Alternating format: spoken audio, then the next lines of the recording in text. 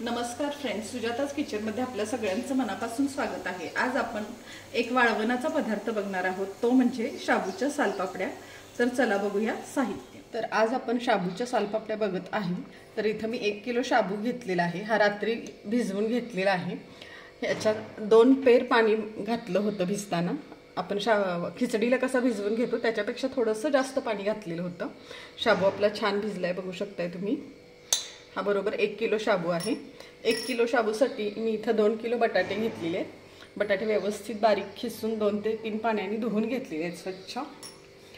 चवीनुसार मीठ, थोडीशी तुरटी घेतलेली आहे आणि जिरे आणि थोडासा पापडखार घेतलेला आहे।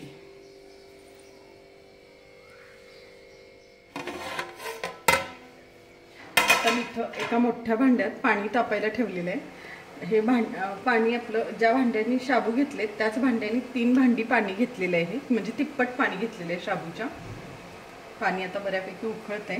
थोडीशी तुरटी टाकूया आधी। बोरचं पाणी असल्यामुळे तुरटी टाकावीच लागते। थोडासा पापडखार, एक अर्धा चमचाच पापडखार घेतलाय, जास्त नाही घेतलेला।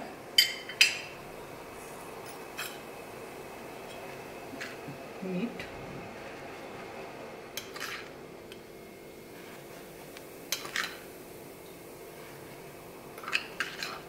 मी मोठे 4 चमचे भरून मीठ टाकले, कारण आपला बटाटा पण जास्त आहे शाबूपेक्षा। आणि आता शाबू टाकूया। पाणी उकळतंय तर व्यवस्थित हळूहळू शाबू आपण टाकून घेऊया।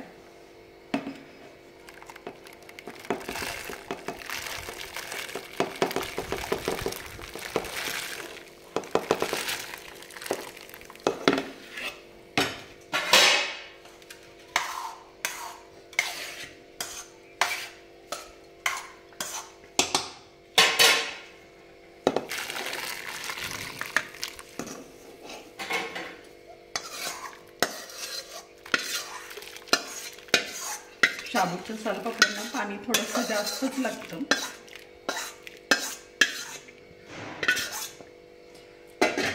आता जरी पाणी हे जास्त वाटत असलं तरी अजून आपल्याला बटाटा टाकायचा आहे। बटाटा शाबू आपलं दोन्ही पण शिजणार आहे, त्यामुळे हे पाणी एवढं जास्त नाही होत, व्यवस्थित होतं। तर आता ह्याला एक आपण 2 मिनिट उकळी आणूया। झाकून 2 मिनिट आहे आणि मग आपण बटाटा टाकूया थोड्या वेळाने।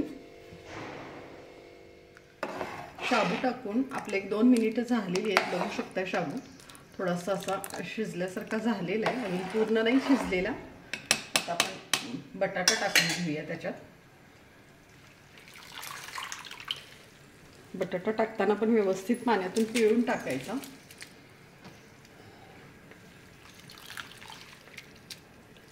बटाट्याचं प्रमाण तुम्हाला हवं तसं कमी जास्त करू शकता।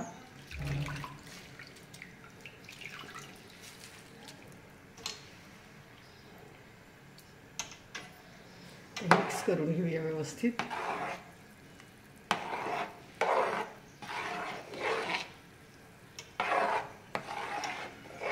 एक न झाकता आपण हे 5 मिनिट असंच उकळून घेणार आहे, झाकायचं नाही। पातेलं थोडंसं लहान झालंय आपलं शाबूच्या मानाने। आता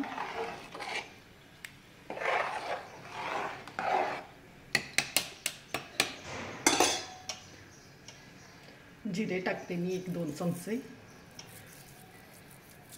बरेच जण तीळही टाकतात, मिरची पावडरही टाकतात, मिरची पेस्ट टाकतात।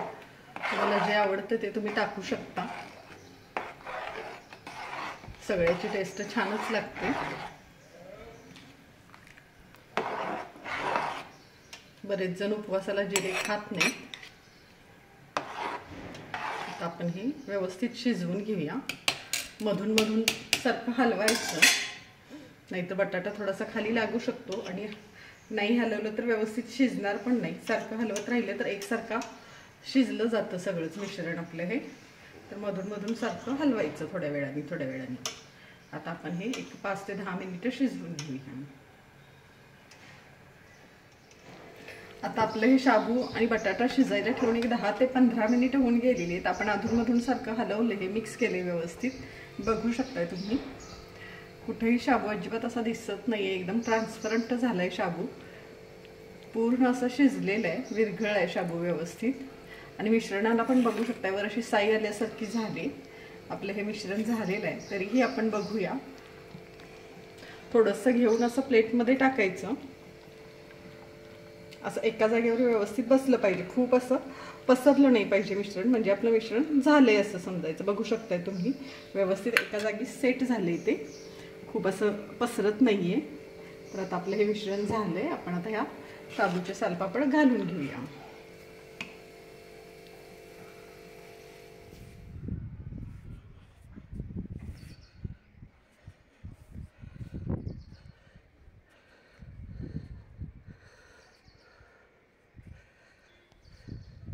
तर फ्रेंड्स, तुम्ही बघितलेलेच आहे आपण शाबूच्या सालपापड्या अगदी सुंदर पद्धतीने केलेल्या आहेत.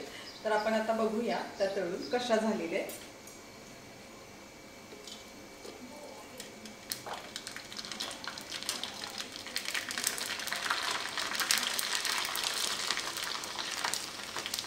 बघू शकताय तुम्ही, खूपच छान झालेले आहेत. एकदम मस्त अशा फुलतायत शाबूच्या सालपापड्या ह्या आपल्या.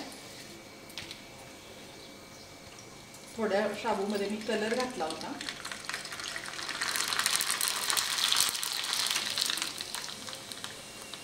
बघू शकता खूपच छान झालेले, डबल अगदी होत आहे. आपण तळून बघूया आता थोडे अजून.